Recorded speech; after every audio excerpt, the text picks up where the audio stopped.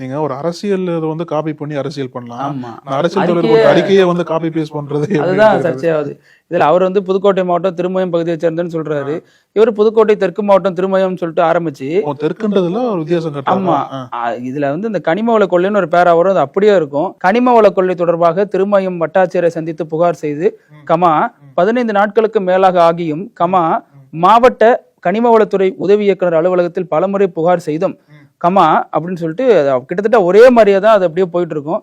அதற்கடுத்து கொஞ்சம் முன்ன பின்ன மாத்தி போட்டிருப்பாங்க. இப்படி எதிர்கட்சிகளை விமர்சிக்குது அப்படின்னா, எடப்பாடி பழனிசாமி சொந்தமா அறிக்கை தயாரிக்க கூட அவருக்கு வந்து ஒரு சரியான ஆள் இல்ல, அவருக்கு ஒரு சரியான புரிதல் இல்லாமல இருக்காரு அப்படிங்கிற வகையில் அவரை விமர்சிச்சுட்டு, இன்னொன்று 2 பேருக்கு எழுதி தருது ஒரே ஆள் தானா அப்படிங்கிற வகையிலையும் கேள்வி எழுப்புறாங்க. இது வந்து இப்பதான் வந்து எடப்பாடி பழனிசாமி சமீபத்துல ஒரு செய்தியாளர் சந்திப்புல விளக்கம் கொடுத்திருந்தாரு. அந்த சைடு பாஜக மாநில தலைவரை மாத்திட்டா நீங்க வந்து பாஜகவோட மறுபடியும் கூட்டணி அமைப்பீங்களா அப்படிங்கிற கேள்விக்கு என்னங்க கேள்வி கேட்கறீங்க?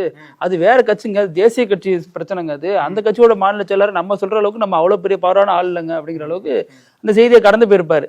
சோ இப்ப வந்து இப்படி எல்லாம் பேசிட்டு இப்படி வந்து ஒரு அண்டர் கிரவுண்ட் டீலிங்ல இருக்காங்க அப்படிங்கிறது தான் இப்ப பெரிய அளவுல பேசு பொருள் ஆயிட்டு வருது.